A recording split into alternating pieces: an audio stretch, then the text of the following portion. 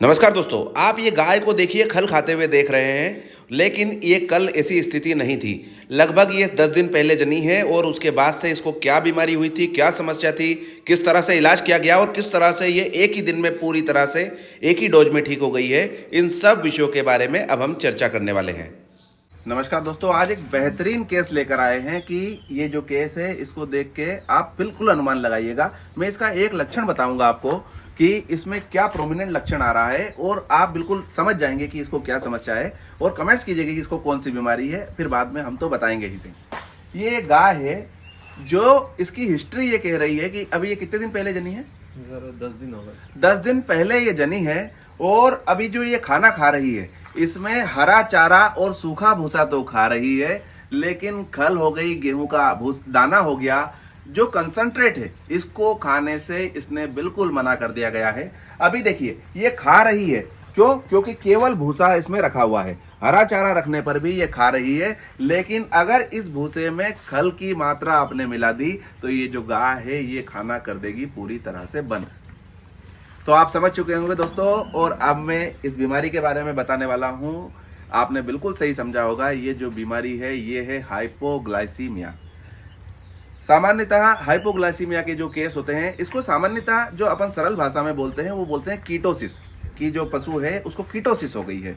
तो ये जो गाय है ये अभी कीटोसिस में चली गई है। सामान्यतः जो कीटोसिस होती है वो तब होती है जब पशु जनता है। होता क्या है कि जो पशु है उसमें पूरा जब गर्भ बढ़ता है तो उसकी जो एनर्जी की रिक्वायरमेंट है वो बढ़ती जाती है और जनते समय भी कहीं ना कहीं बहुत ज़्यादा ऊर्जा की आवश्यकता होती है। और जब ऊर्जा की आवश्यकता होती है तो वो कंजप्शन हो जाता है और बॉडी में कहीं ना कहीं अगर पशु ने कुछ खाना पीना कम किया हो या किसी कारण से कंसंट्रेट की मात्रा कम रह गई हो तो इसका जो ग्लूकोज लेवल है बॉडी का वो डाउन हो जाता है। और जब ग्लूकोज लेवल बॉडी का डाउन हो जाता है तो इसी परिस्थिति को कहा जाता है कीटोसिस। कीटोसिस में सीधा स्पष्ट लक्षण दिखेगा, हमेशा स्पष्ट लक्षण दिखेगा कि जो पशु है वो सूखा भूसा और हरा चारा तो खाएगा ही खाएगा, लेकिन ये कंसंट्रेट नहीं खाएगा। कंसंट्रेट में हो गया खल दाना हो गया है, गेहूं का आटा हो गया है, ये चीज़ें खाने से मना कर देगा। पशु मालिक से जब हमारी फ़ोन पे बात हुई और उन्होंने कहा कि सर वो खा रही है लेकिन दाना पानी नहीं खा रही है, और ये 1 सेकंड में फ़ोन पे समझ में आ गया था कि ये बीमारी क्या है। और यहाँ आके हमने जब देखा तो ये डायग्नोसिस जो है पक्की हो गई है। अब बात करेंगे कि इसके इलाज क्या किया जाए। देखिए इलाज बिल्कुल सामान्य है कि भाई इसके शरीर जो है इसमें ग्लूकोज की कमी हो गई है, आप ग्लूकोज की कमी को पूरा कर दो। तो अभी हम क्या करने वाले हैं, अभी हम चढ़ाने वाले हैं इसको D25, मतलब जो ग्लूकोज की बोतल होती है 25% की, वो चढ़ाने वाले हैं। छोटी गाय है, लगभग 2 से 3 बोतल इसको सामान्यतः हम चढ़ा देंगे। साथ में इसको इंजेक्शन के रूप में एक डेक्सा का जो इंजेक्शन है वो कीटोसिस में देना चाहिए।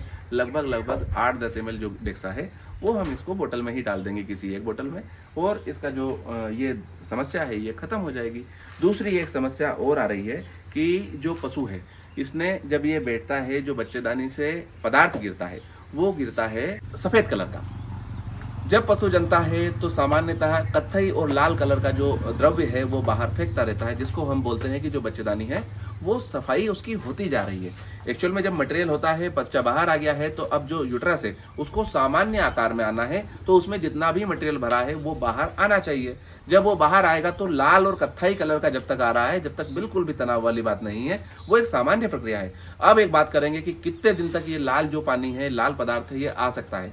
तो गायों के केस में 10-12 दिन और भैंसों के केस में 15-16 दिन तक भी ये जो नीचे बैठती है जब, तो ये लाल पदार्थ जो है वो सामान्य होता है, कहीं कोई दिक्कत की बात नहीं है। लेकिन अब समस्या वाली बात फिर कौन सी है, अगर जो पदार्थ बाहर आ रहा है वो कत्थई और लाल की जगह पीलेपन, मवाद जैसा पीला अगर है, तो बच्चेदानी में इन्फेक्शन आपको सस्पेक्ट करना चाहिए।